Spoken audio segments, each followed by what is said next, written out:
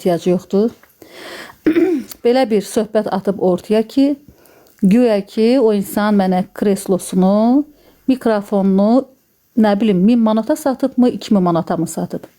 Yəni uzun sözün qısası, yəni mən lap bölməyə gedib ərizə də yazsam və sair ilaxır, o insan söhbətin altına çıxacaq ki, mən də kreslomu vapşı bu qiymətə vermişəm, hansı ki qırıq şollaq kreslo idi. Bu həyatda heç kimin haqqı vallahi heç kimdə qalmır. Heç kəsin haqqı heç kimdə qalmır. Mən onu qurban olsun hicablı anasına və qurban olsun Allaha, mən onu Allaha həvalə elədim. Mən bu platformada mənim haqqıma girən çox insanlar gördüm. Və sizlər də gördünüz ki, kimlər ki haqqıma girib, yəni mən o insana dəyməmişəm, Allah tərəfindən o insan cəzalandırılıb.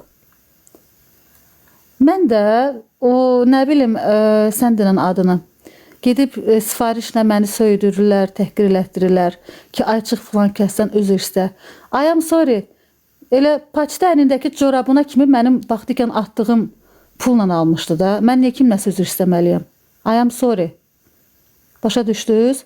Unutmasın siqareti olmayan günləri, çörəyi olmadığı günləri adam çörəyi danmaz. Ən azından yaxşılıq eləmişəm. Desin ki, ay Müjgan, düz deyirsən, sağ ol. And ola Allah, o mənə desəydi ki, ay Müjgan, düz deyirsən, olanda verərəm. Onsuz da mən o pulun üstündən bir stəkan su içmişəm. Deyərdim, əşit canın sağ olsun. Yediğimiz çörəyə qurban olsun. Başa düşdün? Amma onun yekə-yekə danışmağı, onun kütləni mənim üstümə qaldırmağı, yazğı obraz almağı mənə sadəcə olaraq xoş olmadı. Deməli, canlı yayın açıb məni təhqir eləyirsiniz ki, yetim uşaqdır, tək uşaqdır. Adam yetimdə olanda özünü gərək yetim kimi aparsın. Yekəxanalıq nümayiş elətdirməsin. Kiməsə yuxarıdan aşağı baxmasın. Həmişə sayda olsun, tək quyruq qapı arasında qalanda yox. Anladınız?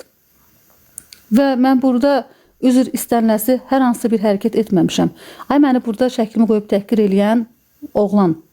Sənin xoşuna gələrdimi sənin xalan qızının, sənin bacın qızının halal pulu mənimsənilsin. Mənə deyirlər ki, səndə o pul hardan idi? Səndə 2000 manata yaxın məbləğ. Əzizim, mən demişdim, yenə xatırlatma eləyirəm. Mənim bundan əvvəl, indi yaşadığım evdən əvvəl mənim yenə şəxsi öz evim var idi. Mən o birinci evimi satmışam. O evimi satmışam. O evimi satdıktan sonra mən şəraiti olmayan kirayə evə köçmüşəm. Heç kimə qoşmuram misafirimə. Arxiv kimdir ki, mən o misafirə qoşum? Arxivin bütün danılarını mənə atıblar. O mənim urivinimdə olan insan deyil ki, mən onun yayınıma qoşum. Arxiv, özünüz xoşundan zəhmət olmasa tərk elə mənim yayınımı. Hə, mən öz evimi satmışdım. Nə olsun ki, mən qırıq, sallaq evdə qalırdım. Nə olsun ki, mən odun peçinin üzərində vedrə qoyub su ilə qızınıb saçlarımı yurdum və yaxud da ondan hər hansısa bir vasitə üçün istifadə edirdim. Mən vaxtı ikən o odun peçi olan kirayə evdə qalmasaydım, mən bugünkü gündə yaşadığım evi tikə bilməzdim. Ya mən gidib başqaları kimi, görməmişlər kimi şəhərin mərkəzində 1000 manata kirayə evdə qalıb ömür boyu kirayələrdə qalmalıydım, ya da 2 ay, 3 ay əziyyət çəkməliydim, odun peçi yandırılan evdə kirayədə qalıb bu evimi tikməliydim. Və şükür Allah'ın bu gününə. Şəkil bəli proqramla düzəldilib, amma yenə də mənəm.